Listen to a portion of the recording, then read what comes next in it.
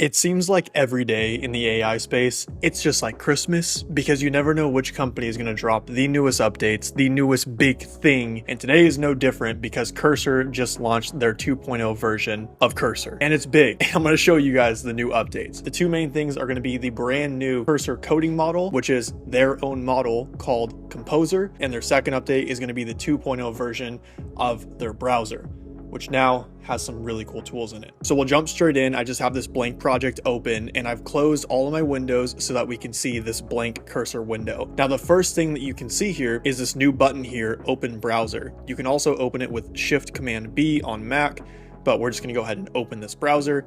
And this is just going to open a very basic preview within Cursor. Now, what we need to do is obviously run our application. So let's do npm run dev inside of our terminal. And I can move this up for you a little bit. Go ahead and copy your localhost URL and paste that into your browser URL up top. And now we should be able to see a live preview of our application. If you followed my previous videos on how to live preview your app inside of Cursor, obviously you're thinking by now that this is no different. You're going to go ahead and ditch that previous method, unfortunately. And fortunately, because now you can do these cool things. So first, what you can do in this is actually select elements live inside of your screen. So if I go to the very top up here and I go to select element, I can click on this and then hover anywhere inside of this browser and you'll see this really nice like snapping box, which by the way, Cursor team, this is really nice. It's really smooth and it just snaps directly to whatever it is that you're trying to select. So when you select something from here, it's going to directly put that into your chat bot so that your agent is able to reference the element that you've selected. So now what I can do is something like this. Let's say that I don't want this headline to be here. I can just select this headline, go up to my chat and say, remove this headline. Enter that, and within a couple of seconds, it's going to go ahead and just remove that headline. Very nice and easy, but now you can just directly select an element.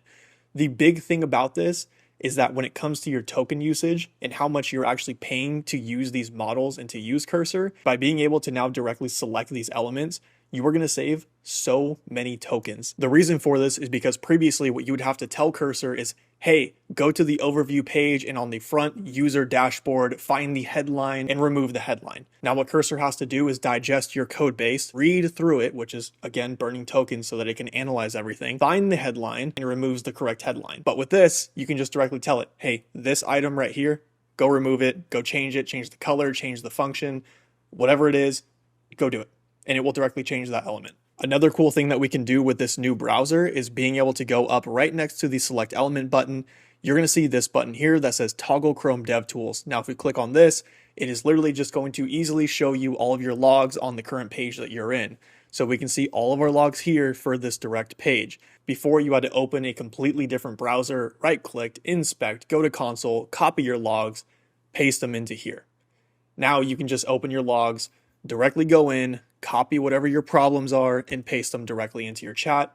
Nice and easy. Third, the other cool tool here is that you can go over here to browser menu and you can take a screenshot, which by taking a screenshot, it will snap a photo of your current view and it will put that directly again into your chat. Also, you can take a full page screenshot or hard reload the page or copy your current URL, including the URL path that you're on.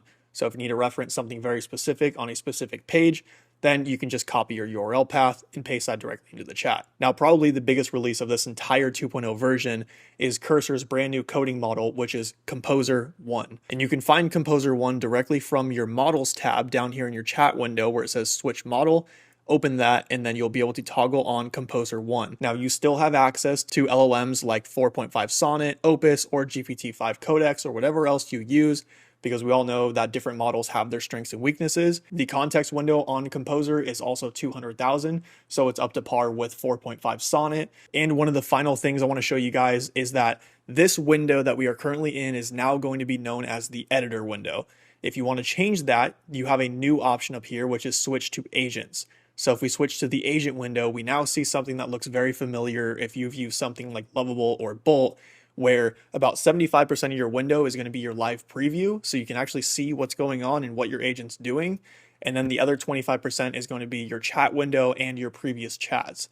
So here we are right here. We can see that we have our chat window. We can switch our models, of course, using Composer 1. And then on the far left, we can see all of our past chat history, and we can even spin up a new agent right from here. And we can also run different models at the same time on the same request, such as if I want to use 2 different models, I can then go down here and then use Composer 1 and 4.5 Sonnet.